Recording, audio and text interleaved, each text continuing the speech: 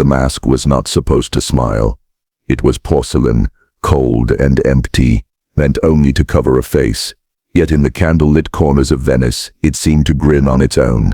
And those who looked too long swore they felt it looking back. Welcome back. Before we continue, like, subscribe, share. A manuscript found in dust.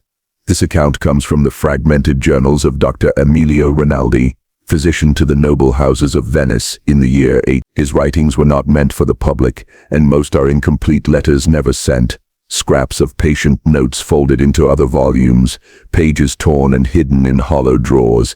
It begins in February, at the height of Carnival. The city then was not the sunlit dream painted by travelers, but a labyrinth of shadow and water.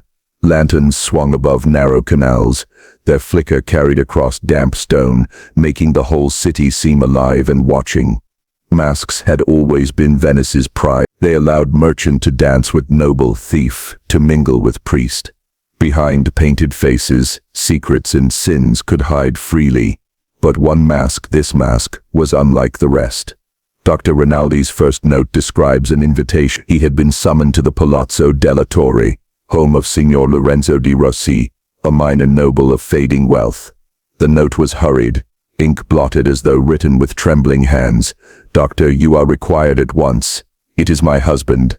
Something unnatural has overtaken his face. Please, come before the night ends. Contessa di Rossi." Renaldi arrived past midnight.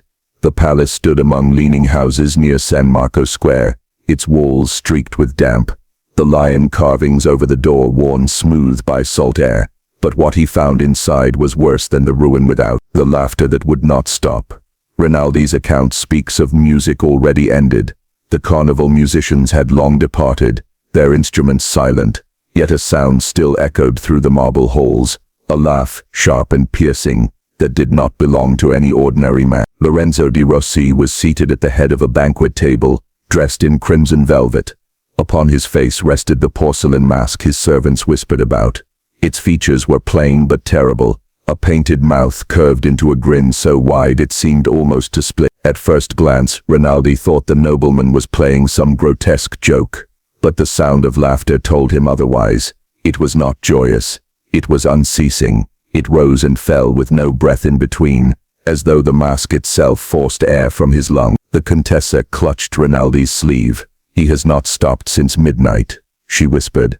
"Look, doctor, look at his skin." Renaldi approached. By lamplight he saw it clearly. The edges of the porcelain mask were no longer separate. They had fused with the nobleman's flesh, the pale glaze melting into living skin, sealing him within. His eyes, once bright, were black behind the mask's hollow sockets. When Renaldi tried to pull it away, Lorenzo screamed. Yet even as he screamed, the mask smiled wider. Through a house cursed by carnival. The physician's notes grow erratic here, written with hurried strokes. He speaks of the household servants fleeing the hall, of the Contessa collapsing in tears, of Lorenzo's hands clawing his own face in desperate attempt to remove the thing. But the mask would not release him. 2 days later, Renaldi recorded the man's death. Not from wounds, not from illness, but from exhaustion. His body was found rigid in the chair, head tilted back, the sound of laughter finally gone.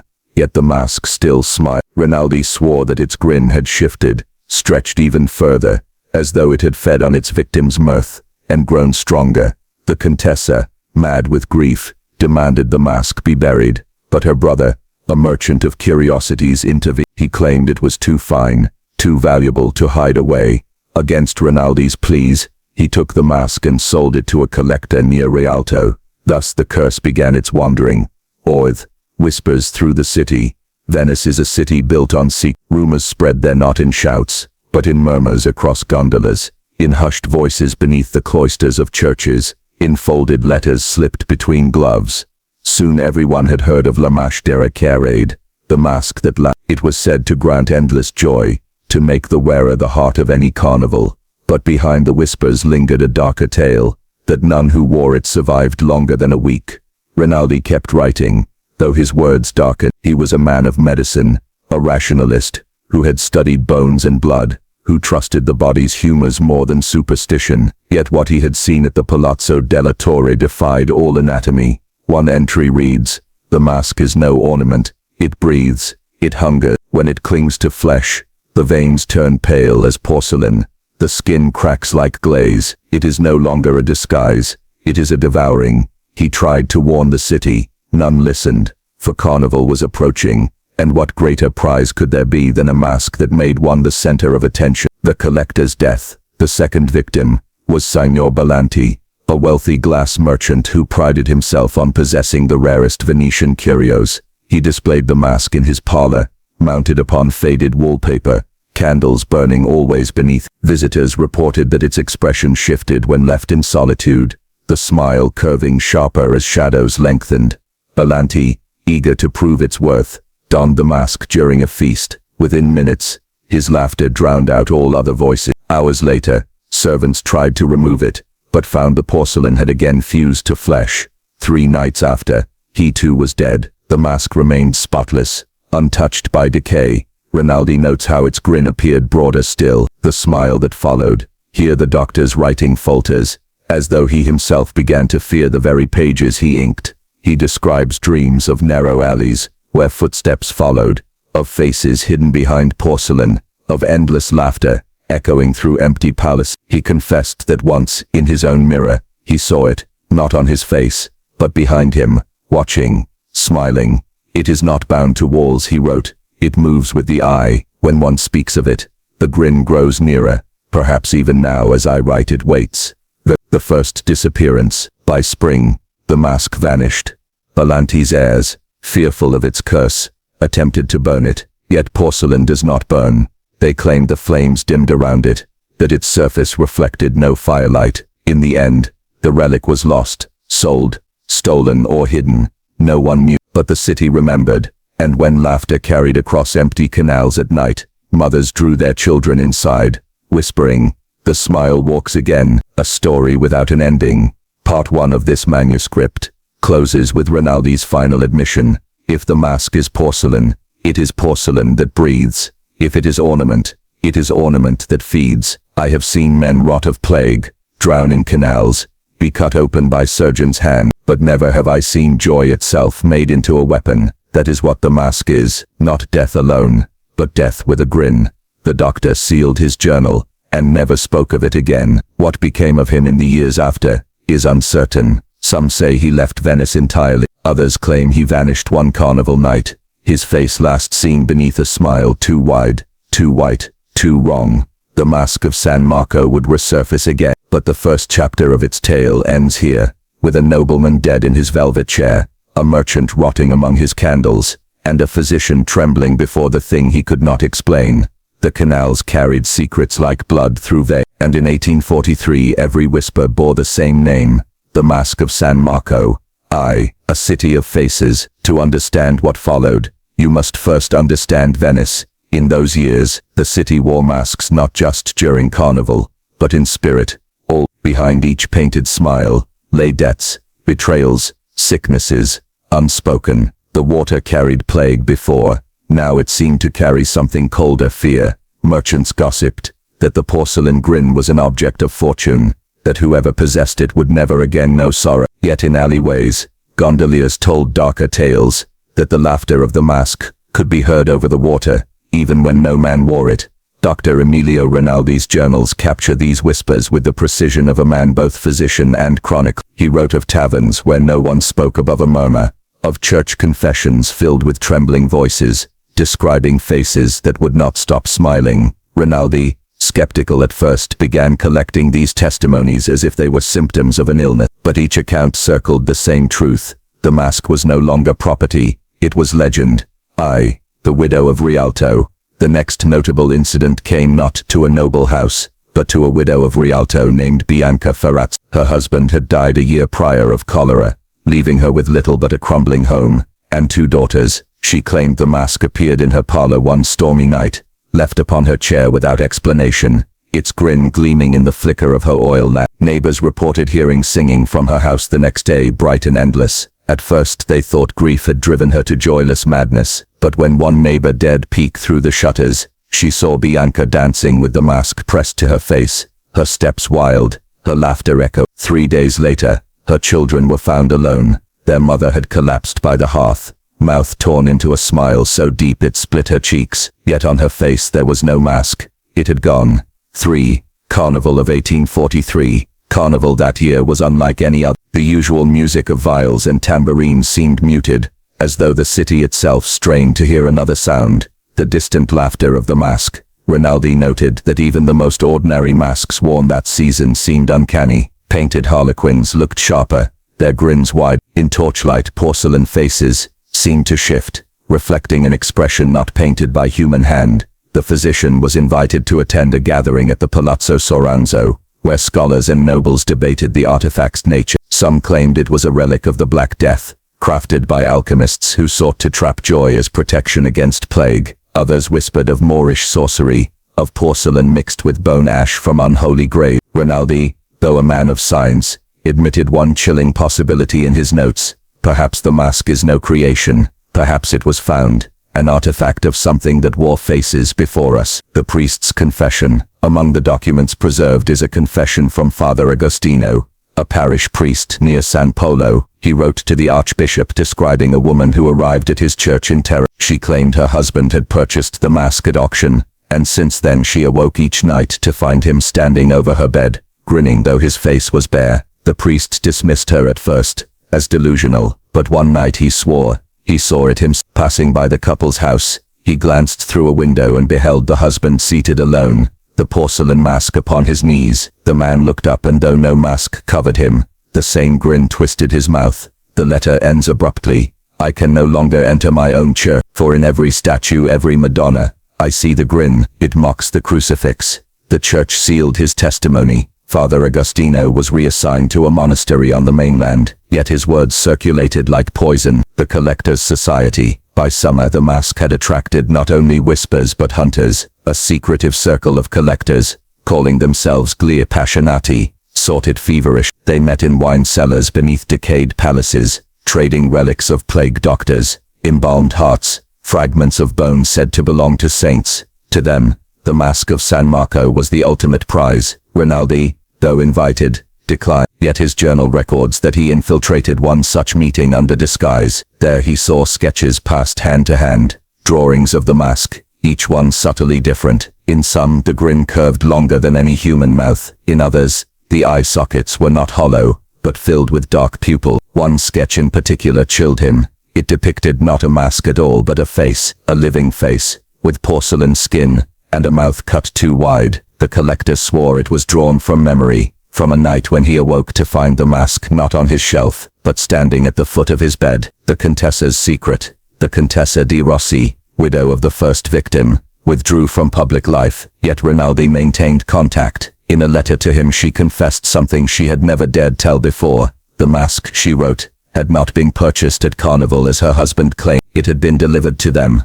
wrapped in silk, with no sender's name. At first she thought it a gift from a family friend, but Lorenzo admitted, in drunken whispers, that he had dreamed of it weeks before. He claimed he saw it in his sleep, calling to him from the waters of the Grand Canal. Renaldi underlined this confession in his journal. To him, it suggested something terrible. The mask did not travel only by hand, it chose its owners. 7. The Night of Fireworks. One of the most chilling episodes took place during the summer fireworks festival. Crowds gathered along the water, gondolas clustering like moths to flame. In the square of San Marco, amid music and rockets, a masked figure appeared, porcelain face gleaming, smile unbroken. Witnesses swore the mask bore cracks, as though splitting from too much laughter. Yet when officials approached to detain the reveler, the figure vanished into the crowd. The next morning, a gondola was found drifting empty, a crimson cloak folded neatly upon its seat, and in the wood of the prow, faint scratches curved into the shape of a smile. Renaldi's doubt. By autumn, the physician's once rational notes grew infected with doubt. He recorded his patients differently, not just their ailments, but their expressions. A boy with fever, he noted, smiled even in his sleep. A dying woman's face stiffened in death, her lips drawn upward too far. Perhaps it spreads like illness, he wrote, not the mask itself, but its expression, a contagion of laughter, a plague of joy. This was no longer medical observation, it was fear. A hidden manuscript. Among Renaldi's scattered writings lies a fragment unlike the rest, a page written not in ink, but in charcoal, hurried, smeared. It reads, "The mask does not cover the face covers the mask. We are the disguise, it waits beneath." The page ends with a broken line. "If it smiles in my dreams again, I will." The sentence is unfinished. The city watch. As winter drew near, Venice changed. Lanterns seemed dimmer. The sound of laughter, once the city's lifeblood, now carried dread. Children refused to wear carnival masks. Shopkeepers locked their doors earlier. Some swore they saw the porcelain grin reflected in the black water of the canals, stretching wider with each ripple. Renaldi, exhausted, wrote that he planned to leave the city for Florence. Yet even he doubted escape. The mask is no longer bound to Venice. It is bound to us, to mankind. For every city wears masks, and in every smile I fear it hides. The story of the Mask of San Marco was no longer rumor. It was infection creeping from household to household, from laughter to laughter. The city itself seemed to wear it, and somewhere, waiting in shadow, the porcelain grin only widened. The mask was gone, and yet it was everywhere. Every smile in Venice seemed to carry its shadow. A doctor's ledger. Dr. Emilio Rinaldi's writings shift here from scattered notes into something darker. A ledger. Each entry lists not just the sick or the dying, but the smiling. He began to record cases where expression lingered beyond reason, where joy clung too long. April 3rd, a boy of 8, feverish, face fixed in grin though he moans in pain. May 19th, a seamstress, eyes sunken, lips torn by perpetual smile, died muttering, "Il riso non finisce," the laughter does not end. June 7th, a gondolier found floating, jaw locked in smile, teeth cracked from pressure. Rinaldi no longer believed these coincidences. He marked them with a single symbol in the margins, a crescent, shaped like a grin. Secrets of the Palazzo. The Contessa di Rossi, widow of the mask's first victim, grew reclusive. Curtains drawn, doors barred. She lived with only 2 servants, but Rinaldi, still bound to her by loyalty, visited often. On one such visit, she confided what she had hidden even from her confessor. Her late husband Lorenzo had not merely dreamed of the mask, he had sought it. He had attended clandestine meetings, chasing whispers of an artifact, older than Venice itself. The Contessa revealed a locked drawer in Lorenzo's study. Inside lay sketches, crudely drawn, of the porcelain face. Each sketch showed a different stage of distortion, smile widening, cracks spreading, eye sockets darkening into void. Beneath them he had written, "Every man must wear a mask. I have found the truest one." Rinaldi described the sight with horror. It was not the obsession of a collector, it was devotion. 3. Carnival without music. Carnival of 1844 should have been a rebirth after grief, yet the city was quiet. Musicians hesitated to play, as if fearing to call forth the laughter. Families locked their children indoors, refusing costumes, but still the mask appeared, not openly but in glimpses. A gondolier swore he ferried a cloaked figure whose porcelain grin reflected in the water. When he turned to speak, the boat was empty. A seamstress in Cannareggio reported finding the mask laid upon her pillow, though her door was bolted. When she screamed, neighbors rushed in. The mask was gone, and in San Marco Square, a beggar claimed he saw it hovering in lantern light, not worn by any man but floating, smiling. The scholar from Padua. That spring, Rinaldi corresponded with a scholar from Padua, one Pietro Salviati, who specialized in ancient artifacts. Salviati dismissed superstition but was intrigued by the account. He came to Venice with manuscripts in tow, determined to prove the mask a relic of forgotten craft. In his lectures he argued that during the plague centuries earlier, artisans created masks meant to capture laughter as medicine. Joy was thought to purify the air, and porcelain sealed by fire was believed incorruptible. But when shown Lorenzo di Rossi's sketches, Salviati grew pale. He admitted that similar drawings appeared in manuscripts from the 16th century, records of a mask whose grin widened with each depiction. "It is no creation of the plague," he whispered to Rinaldi. "It is older." That night Salviati was found dead in his lodgings, his mouth torn wide as though split from within. His notes were missing. The children's game. Among the most disturbing testimonies of this period comes from children. In alleys and courtyards, they began to play a new game, il sorriso. One child would cover their face with cloth pretending it was porcelain, while the others shouted, "Laugh, laugh until you die." When asked where they learned it, the children answered the same. The smiling man taught. Renaldi grew fearful not just of the mask but of its echo in the minds of the young. He wrote, "What horror is this that the innocence of children becomes its vessel? What spreads faster than disease? A game, a rhyme, a smile, the silent auction." The mask surfaced next at what collectors called a silent auction. Invitations were sent in cipher, the location revealed only hours before. Renaldi, posing again as a buyer, attended. In a cellar beneath a ruined convent, the object was unveiled.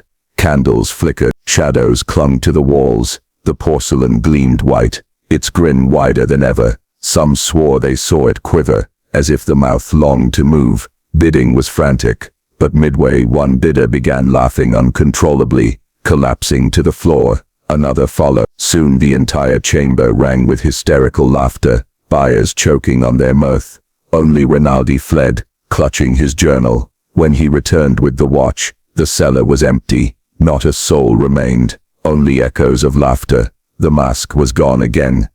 The hidden chapel. Later that year, workmen repairing a church wall near Dorso d'Oro uncovered a hidden chapel. Within lay frescoes depicting carnival scenes from centuries earlier. Yet among the dancers and masks was one image repeated, a pale face, mouth stretched impossibly wide. Beneath it, Latin words were scrawled, Risos, Eternus, Mors, Eterna, eternal laughter, eternal death. Renaldi visited the site himself. In his notes he wrote, "The face was painted before the Republic was born. The mask is no Venetian craft. It has haunted longer than our city has stood." Those, the Contessa's, last letter. The Contessa di Rossi sent Renaldi one final letter, sealed with black wax. In it, she confessed her torment. She dreamed nightly of her husband's laughter, echoing through the palazzo. Each morning she found her mirror fogged, as though someone had stood before it breathing. The last line chilled Renaldi most. "I no longer need a mask to smile. It is already beneath my skin." She was never seen again. The palazzo was abandoned, its windows bricked, its doors locked. Yet gondoliers swore that at night, one could hear laughter drifting from its halls. The smile, in the water. By winter, even the canals seemed cursed. Fishermen claimed their nets pulled up faces, not bodies but reflections, grinning porcelain mouths grinning back from black water. Renaldi himself recorded such a sight. Returning late from a patient, he glimpsed the surface of the canal ripple. There was his own reflection, and behind it, another, smiling. He fled before it could rise. It waits not in halls nor houses, it waits beneath the water, beneath the eye, beneath the skin. The ledger closes. Part 3 of this manuscript closes with Renaldi's words written in a trembling hand. "The mask is not worn, it wears us. It feeds not on flesh but on the human need to smile, to hide, to belong. Every mask begins as porcelain, every mask ends as skin, and in the end, the grin remains." The ledger ends there. The next section of his journals resumes months later. Darker still, the mask of San Marco had ceased to be rumor. It was contagion, obsession, devotion. Families hid their mirrors, children sang its rhymes, scholars denied it by day but dreamed of it by night, and always behind every shuttered window, the porcelain smile widened in secret. It was no longer a mask in Venice, it was a presence. Every household bore its echo, and every secret seemed to wear its grin. The journal splits. Renaldi's writings from this period grow strange. His medical entries, once orderly, dated, clinical, begin to blend with confession. Some pages are written as though to patients, others as though to himself. A few are even written backwards, as if he feared the words might be read by eyes not his own. "The smile is not only seen," he scrawled, "it is inherited. Each family I treat carries it in silence. Some smile too often, others never again. The city itself has become a mask." These pages, discovered much later in the archives of the Venetian library, were nearly burned for their blasphemy, but a few were saved, and through them, we glimpse how the mask had begun to root itself, not only in noble halls but in common homes. The tailor's house. The tailor's house, the house of Bartolomeo Ziani, a humble tailor near Cannaregio, was the first such account. Ziani was known for his skill in stitching costumes for Carnival, but after the season of 1844, neighbors said his windows never opened again. One apprentice, a boy named Marco, fled the household and told Renaldi a story both grotesque and tragic. He said the tailor had begun sewing masks, not of cloth, nor porcelain, but of skin. At first animal hide stretched and dried, then something else. Marco described pale strips, thin as parchment, stitched with golden thread. When pressed, the boy whispered, "It was not leather, doctor. It was cheek. It was lips. He cut them from the dead who smiled." Renaldi recorded the testimony, though no proof was ever found. Ziani disappeared before officials could investigate. Only scraps of half-finished masks were discovered, stiff with something that was not wax.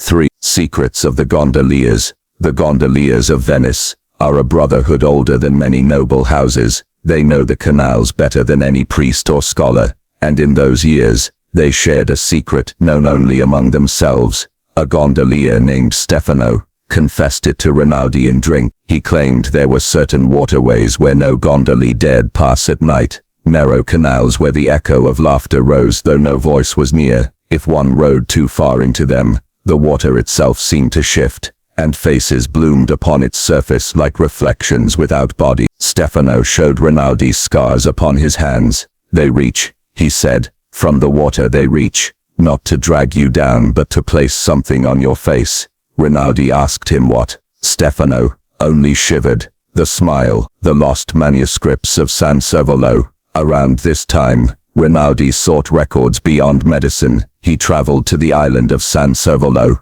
once a monastery, then an asylum. There he searched through centuries of patient archives, believing the mask's influence had appeared before. What he found were fragmented reports of inmates who claimed their faces were stolen. One man in 702 wrote that when he looked in the mirror, the reflection did not follow its mouth grinned, though his own did not. Another case, a woman tore her lips apart with glass, screaming, "It won't come off." These records had been marked as delusions, yet Renaldi underlined them fiercely. He scribbled in the margins, "Not delusion, testimony, always the same, always the grin." The daughter of the Contessa di Rossi, who had vanished months earlier, left behind a daughter, Elisabetta. The girl was placed in the care of distant relatives, yet Renaldi, bound still to the family, visited. He described Elisabetta as pale, withdrawn, her hair always covering half her face. When he gently asked why, she whispered,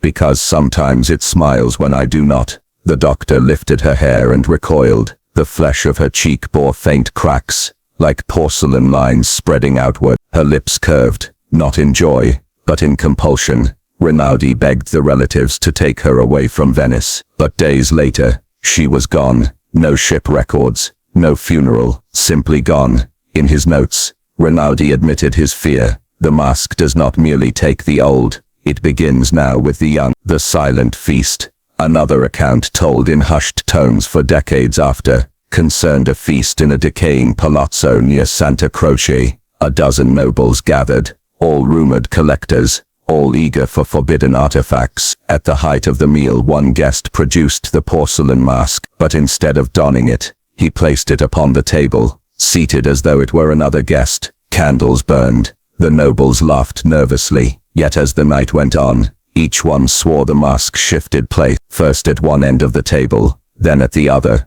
as though it had been seated in silence among them. By dawn, none remained. Servants found the dining room abandoned, plates still full, wine glasses half drained. Only the mask remained, its grin stretched wider, its porcelain streaked with red wine or something thicker. 7. The Carnival songs. What terrified Renaldi most was not the deaths, nor even the visions, but the street children began to sing them as rhymes. Wear the smile, wear it tight, laugh all day and laugh all night. Others, if you hear the laughter near, put your mask on, death is here. Renaldi realized the city had already surrendered. When children sing horror, it ceases to be legend. It becomes tradition. Eats. A letter to Florence. Renaldi attempted escape. In a letter to a colleague in Florence, he begged for a position, any position, to leave Venice behind. Yet even in the letter, his words betray hopelessness. If I flee, will the grin not follow? Is it bound to the city, or to those who know its name? If so, I am already lost. The letter was never sent. It remained folded in his journal. The mirror room, one of the final events in this chapter, concerns a mirror chamber. In a noble's villa, guests were invited to view a carnival masque within its glass walls, but when they looked, their reflections smiled, though their own faces did not. Panic broke the gathering. Some smashed the mirrors, yet behind the shards one reflection lingered still, smiling porcelain, unblinking. Eats. The House of Smiles. By the end of 1844, Venetians whispered of a single house near San Marco, the Casa dei Sorrisi, the House of Smiles. No one admitted to owning it, yet its windows glowed with candlelight each night, and those who passed claimed to hear laughter spilling from its doors. Though no one entered or left, Renaldi dared not approach, but in his journal he confessed, "It is no longer an object, it is a dwelling." The masque has found a house, and soon perhaps, a city, and then who knows, a world smiling, never to fade. Part 4 closes with this vision, a city of masks, a house of endless grins, a doctor losing the battle between reason and dread. The Masque of San Marco was no longer a cursed relic, it was becoming a kingdom. Imagine for a moment waking up every day with the nagging sense that something is wrong, yet being unable to put your finger on it. You go about your life, but the ground beneath you feels less stable than it used to. Conversations leave you confused rather than understood. People you once trusted seem distant, as if their view of you has shifted without explanation. And at the center of it all is someone who insists they care for you, yet whose actions betray a deeper, darker intention. This is not the realm of ordinary conflict, nor is it the rough edge of human imperfection. What you are witnessing is the systematic dismantling of your identity through subtle, calculated behaviors. It is the kind of erosion that does not happen all at once, but over time, leaving you weakened before you even realize what is happening. The signs are there, hidden in plain sight: withdrawn empathy, isolation, lies, provocation, dehumanization, sabotage. To see them clearly is to reclaim your ability to resist. To ignore them is to risk losing not only your peace, but your very sense of who you are. And so the question before us is simple: will you choose to see? The first sign, the withdrawal of empathy, appears subtle at the beginning, almost imperceptible. It is not the loud betrayal that announces itself in thunder and fire, but rather the quiet suffocation of warmth. Human beings by nature rely on recognition from others. Our identity is mirrored back to us through the concern, care, and acknowledgement we receive. When that mirror suddenly goes blank, when the other person no longer reflects our humanity, we are left in a kind of psychological freefall. The narcissistic individual deliberately engineers this vacuum, pulling back compassion not because they lack the ability to feel it, but because withholding it becomes a tool of control. Empathy, in the healthy sense, is the bridge that allows one person to cross into the emotional world of another. It is what enables trust, cooperation, and intimacy. When that bridge is systematically withdrawn, it is not merely a lack of kindness. It is an assault on the foundation of relationship itself. You begin to experience pain or distress, and rather than encountering even a minimal gesture of concern, you are met with silence, indifference, or worse, mockery. The absence itself is loud. It communicates you are not worthy of recognition. This stripping away of acknowledgement destabilizes you. Without empathetic feedback, you begin to doubt whether your pain is real, whether your needs matter, whether your existence carries weight. That doubt is precisely what the narcissist seeks to instill. What makes this so insidious is that the withdrawal of empathy is gradual. At first, there may be flashes of caring, enough to confuse you, enough to make you think the loss is temporary, that perhaps you are imagining it. But the pattern becomes clear over time. They are no longer present when you are sick.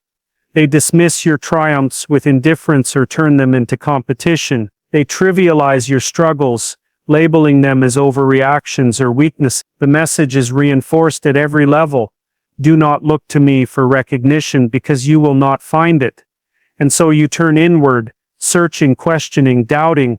The psychological impact of this cannot be overstated. A person who is consistently denied empathy begins to internalize the belief that they are unworthy of care. It breeds shame, a corrosive emotion that eats away at confidence and self-respect. Shame whispers that you are not only unloved but unlovable, not only unseen but invisible. This is how power is exerted, not through open aggression but through the calculated erasure of your emotional reality. When you seek validation and find only a void, your spirit bends under the weight of that absence.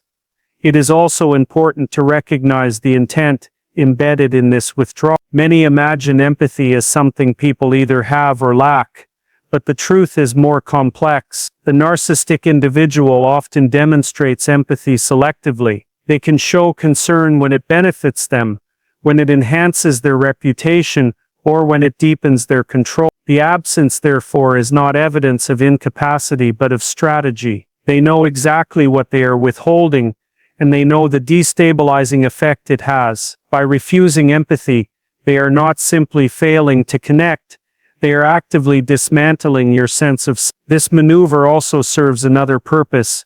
It isolates you emotionally. When you cannot rely on the person closest to you for comfort or understanding, you are forced to carry your burdens alone. The very act of needing something from them becomes dangerous, because every request for empathy risks rejection, ridicule, or cold detachment. Over time you learn not to ask, not to reach out, not to expect. You shrink your own needs in order to survive the starvation of acknowledgement. The narcissist, meanwhile, strengthens their grip, for your silence makes their dominance even easier to maintain.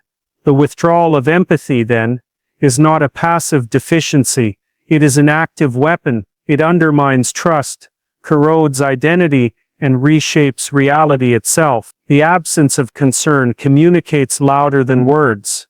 Your suffering does not matter, and by extension you do not matter. This is the beginning of erasure, and once that process begins, the narcissist holds the power to define not only the relationship, but the very way you perceive your own worth. The second sign, strategic isolation, emerges not as a single act, but as a sequence of deliberate maneuvers designed to weaken the foundation of your life. Human beings are inherently social. We rely on networks of family, friends, colleagues, and mentors to keep us balanced, and to remind us of who we are. A healthy person values and encourages those connections, understanding that relationships serve as a lifeline when times grow difficult. But the narcissistic individual perceives those bonds as threats. They want to monopolize your attention, your loyalty, and your emotional energy. To achieve this, they seek to cut away the people who could offer you support, perspective, or rescue. This isolation rarely begins with overt commands to sever ties. It usually starts subtly, almost imperceptibly. They may criticize a close friend, planting seeds of doubt by questioning that person's motive. They might suggest that your family does not truly understand you, that others are jealous of your success, or that outsiders are trying to interfere with the intimacy of your relationship. These insinuations are not random. They are carefully calculated to erode trust in your existing network. Over time, what once felt like healthy bonds begin to appear suspicious in your eyes, because the narrative has been reframed. Once suspicion takes root, the process accelerates. Invitations from others are discouraged, sometimes mocked, sometimes outright forbidden. When you spend time with loved ones, you return to find accusations of betrayal, guilt-inducing silence, or emotional punishment. Slowly, you learn that the easiest way to maintain peace is to reduce contact with those who truly care for you. The narcissist frames this as love, claiming that they only want more time with you, that they know what is best for your well-being. In reality, what they are achieving is the dismantling of your safety net. What makes this form of manipulation especially devastating is its hidden nature. From the outside, it can appear as though you are simply drifting away from others, choosing your own path. Few people suspect that behind the scenes there is a calculated effort to control your associations. By the time others notice, you may already be too deeply entangled to break free. This is why isolation is one of the most dangerous tools a narcissist wields. It leaves you standing alone in a storm, unable to call out for help because the bridges to others have been burned one by one. The psychological impact of isolation is profound. When deprived of external voices, you begin to hear only the narrative of the narcissist. Without counterbalance, their distortions of reality become more convincing. You may begin to believe that others truly are against you, that no one else understands, that you cannot survive outside of this relationship. The boundaries between truth and fabrication blur because there is no one left to reaffirm your perspective. The isolation not only separates you physically from others, but mentally reconfigures your understanding of the world. Strategic isolation also deepens dependence. If every friendship has been tainted, if every familial bond has been strained, then the narcissist becomes the only source of connection you have left. Dependence breeds vulnerability, and vulnerability allows for further control. It is a cycle that feeds itself. The weaker your external ties, the stronger their grip, and the more you rely on them, the less likely you are to resist. Because resistance feels like risking everything. What is often overlooked is the loneliness that grows in such circumstance. Loneliness is not just the absence of people, it is the absence of recognition, the absence of belonging. A person deprived of meaningful social contact experiences not just sadness, but disorientation. The sense of self, which is shaped in dialogue with others, begins to crumble. Without the stabilizing effect of community, you become easier to manipulate, because your mind no longer rests on solid ground. Strategic isolation, then, is not an accident of circumstance. It is not merely the byproduct of a demanding partner or friend. It is a purposeful act, designed to dismantle every external anchor in your life, so that the narcissist becomes the sole reference point for your identity and your decision. It is a tactic that works, not by force, but by slow erosion, leaving you convinced that your world has shrunk naturally, when in reality it has been pruned, trimmed and starved until you are left standing alone. The third sign, character assassination, is among the most cunning and destructive strategies used by a narcissist, because it does not simply aim at weakening you privately, but at dismantling your public identity. A person can endure personal struggle if they know their reputation is intact, if they know that when they speak, others will still believe them. But once the foundation of credibility is stripped away, even the truth itself loses its power. That is the purpose of character assassination, to make sure that when you raise your voice, no one listens, and when you cry for help, no one believes. This process does not begin with outright lies shouted into the world. It begins in whispers, with carefully chosen words designed to sound plausible. The narcissist frames their attacks as concerns, as observations, or as private confessions shared for the sake of honesty. They may say that you are unstable, overly sensitive, or unreliable. At first it may seem harmless, even insignificant, but repeated often enough, and spread to enough people, those words create a shadow over your character. People begin to doubt, even if they have no evidence. Doubt is all that is needed to weaken trust. Character assassination also relies on the manipulator's ability to wear masks. To you they may be cruel, dismissive, or controlling, but to others, they present themselves as the caring friend, the loyal partner, the concerned colleague. They understand that credibility is a currency, and they spend it to purchase belief against you. When they paint themselves as the rational one and you as the erratic or vindictive one, observers are inclined to side with the person who appears calm and composed. It becomes a staged play in which your role is written as the villain or the fool, and no matter how you respond, The script has already been distributed to the audience.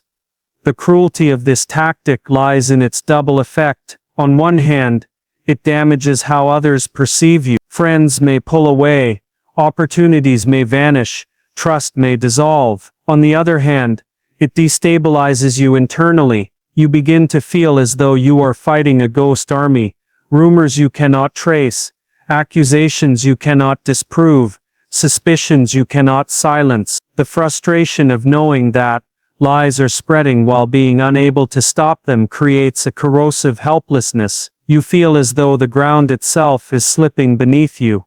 Once your reputation is compromised, the narcissist gains enormous leverage. They can point to the doubts they planted as proof of your inadequacy. If you protest, it only seems to confirm the image of you as defensive or unstable. The more you resist, the more convincing their portrayal becomes. It is a trap designed to silence you, because every word you speak can be twisted against you. Silence feels like surrender, but speaking feels like digging your own grave. What makes character assassination particularly devastating is that it weaponizes the social instinct. Human beings depend on the trust of their community. Our survival, historically, has hinged on reputation. To be cast out, to be distrusted, to be labeled as dangerous or unreliable. These are wounds that strike at the core of our psychological well-being. That is why this tactic works so effectively. It targets not only your social standing, but your primal need for belonging. In such an environment, you may begin to second-guess yourself. You may wonder if perhaps there is some truth in the accusation. When enough people act suspiciously toward you, when your words are met with skepticism, doubt becomes internalized. You may start policing your own behavior, softening your voice, hiding your emotions, all in the desperate attempt to avoid giving further ammunition. Yet no matter how carefully you act, the narrative has already been shaped against you. Character assassination, then, is not about truth at all. It is about control through narrative. By rewriting the story of who you are in the minds of others, the narcissist removes your ability to stand independently. Without a credible voice, you lose allies, and without allies, you are easier to dominate. This tactic ensures that even if you try to break free, the world you turn to will already have been primed to see you as untrustworthy. In that way, the attack on your reputation becomes not just a weapon in the moment, but a cage built for the future. Hundreds collapsed laughing. By dawn, the piazza was littered with bodies, each still smiling. No chronicle of Venice lists this event openly, but hidden letters, diaries and parish records whisper of the night of 1,000 smiles. 8. Renaldi's final statement. The physician's last intact entry reads, "Do not believe the mask is found, it is finding.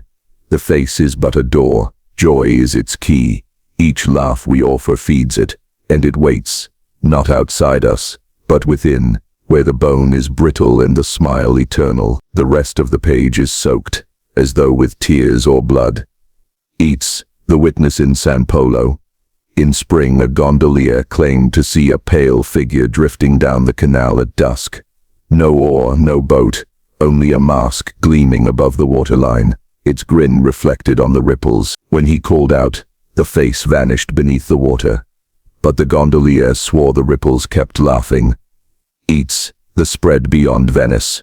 Whispers began of travelers carrying the mask's curse abroad, to Padua, to Trieste, even to Vienna. In each city reports echoed, mirrors warping laughter in sleep, corpses smiling too wide. Venice was no longer its prison. The mask was learning to roam. The tale, once bound to noblemen in Carnival, now seeped into families, churches, cities. Its laughter was no longer a rumor. It was epidemic. The smile had become a plague. Venice, 1848. The city shook with uprisings, cannon fire and the tides of war. Yet in the quiet between battles, another tide rose, silent, unseen, but smiling, the flood of San Marco. In November, the waters came higher than memory. The Piazza San Marco drowned beneath black tides. Statues disappeared. The basilica's floor swam with reflections. When dawn rose, survivors reported something impossible. Beneath the surface of the water lay faces, not drowned men, not corpses, faces pressed to the underside of the flood itself, grinning upward through the water. Their teeth gleamed like shells, their lips unbroken though no lungs could breathe. A priest wrote, "The sea smiled at us, it bore no waves, only rows of jaws waiting." Venice herself had put on the mask. Eats, the cloaked procession. That winter, witnesses claimed to see a procession of figures cloaked in black, each wearing a porcelain grin. They moved silently along canals at night, their reflections curving wider than their masks. Gondoliers swore the water beneath them rippled with laughter. No guards confronted them. Some claimed the figures left no footprints on steps. Others insisted they were not men at all but the Brotherhood reborn, wearing faces not their own. The hidden chamber beneath the archive. During these months, workers repairing the Archivio di Stato broke into a forgotten cellar. There they found walls scrawled with endless repetitions of a single phrase, "Il sorriso non muore." The smile does not die. Candles had melted into lumps as though burned without pause. At the chamber's center lay a broken chair, ropes beside it as though someone had bound themselves willingly. On the stone wall pressed into plaster was the impression of a face, grinning, life-sized. The workers fled. The chamber was resealed.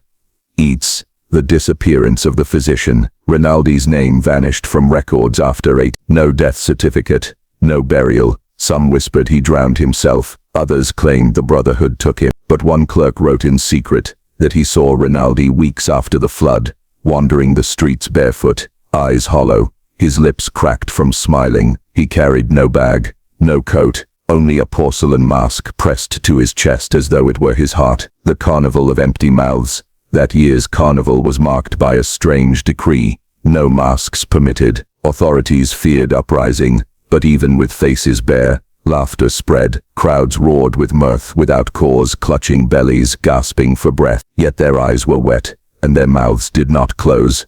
An observer wrote, "They laughed until their voices tore. They laughed as though pulled upward by unseen strings." The square was a theater, and we were the puppets.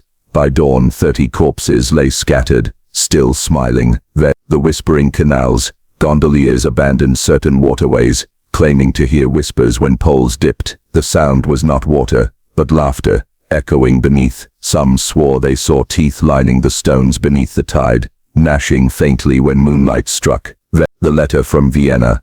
That same year, a diplomat in Vienna received a letter sealed in Venetian wax. No signature. Within, only a porcelain fragment wrapped in cloth. Alongside it, a note.